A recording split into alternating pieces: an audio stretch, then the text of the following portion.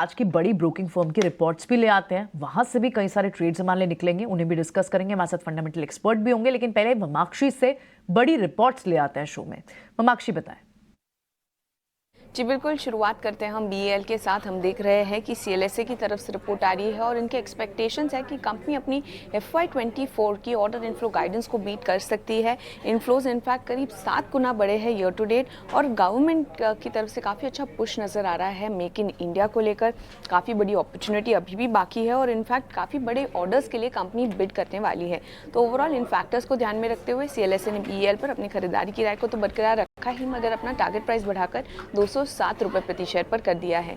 इसके अलावा जे कुमार इंफ्रा भी फोकस में रहेगा। सीएलएसए का कहना है कि काफ़ी इनएक्सपेंसिव प्ले है ये हाई ग्रोथ अर्बनाइजेशन केपेक्स को लेकर। करीब $2 बिलियन का इनके पास बैकलॉग है और इनफैक्ट करीब 2 times top line growth post करने के लिए ये कंपनी काफ़ी अच्छी तरीके से प्लेस्ड है। और ओवरऑल इन फैक्टर्स को ध्यान में रखते हुए सीएलएसए ने जे कुमार इंफ्रा पर खरीदारी की राय को बरकरार रखा है और टारगेट प्राइस भी सिग्निफिकेंटली बढ़ाकर 720 रुपीज़ प्रति शेयर पर कर दिया है। इंडिया मार्ट इंटरमेश अगला स्टॉक रहेगा हमारे रेडार पर। इक्विरिस की तरफ से रिपोर्ट आ रही है और उनका कहना है कि काफ़ी मजबूत लॉन्ग टर्म ग्रोथ के प्रॉस्पेक्ट्स नजर आ रहे हैं। 17% का रेवेन्यू और 22% का ईबिटा कैगर भी इन्हें नजर आ रहा है FY23 से लेकर FY28 तक। और लार्जली ये जो ग्रोथ नजर आएगी वो सेल्स एफिशिएंसी और इकोनॉमीज ऑफ स्केल की वजह से नजर आ सकती है। तो इन फैक्टर्स को ध्यान में रखते हुए इक्विरिस ने इंडिया मार्ट इंटरमेश पर लॉन्ग की राय के साथ कवरेज शुरू की है। इसके अलावा कैनफिन होम्स पर फोकस करेंगे। मॉर्गन स्टैनली का कहना है कि इक्रा ने अपनी लॉन्ग टर्म रेटिंग को अपग्रेड किया है काउंटर पर AAA पर। ये डेवलपमेंट काफ़ी पॉजिटिव है प्रॉफिटेबिलिटी के फ्रंट पर और इसके अलावा कॉस्ट ऑफ बोरोइंग्स भी कम हो पाएंगे। ओवरऑल ये जो लो कॉस्ट ऑफ बोरोइंग्स है कंपनी यूज़ कर पाएगी लोअर यील्डिंग सेगमेंट्स को टारगेट करने के लिए और उनकी लोन ग्रोथ भी इसी की वजह से एक्सेलरेट हो सकती है। तो ओवरऑल इसी के चलते मॉर्गन स्टैनली ने अपनी ओवरवेट की राय को बरकरार रखा है कैनफिन होम्स पर।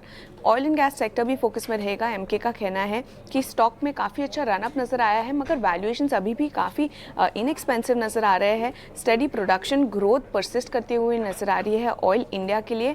और ओवरऑल डिविडेंड यील्ड फ्रंट पर ओएनजीसी और ऑयल इंडिया भी काफ़ी अच्छी तरीके से प्लेस्ड है, करीब 5 से 6% डिविडेंड यील्ड के लिए।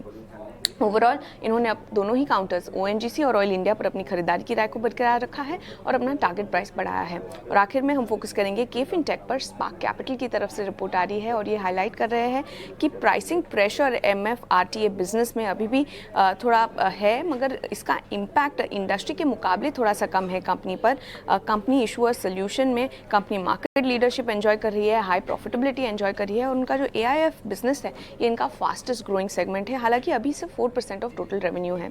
ओवरऑल रेवेन्यू करीब 13% और पैट करीब 18% कैगर से ग्रो हो सकता है FY23 से लेकर 26 तक। और इसी फैक्टर्स को ध्यान में रखते हुए स्पार्क कैपिटल ने केफिन टेक पर खरीदारी की राय के साथ कवरेज शुरू की है।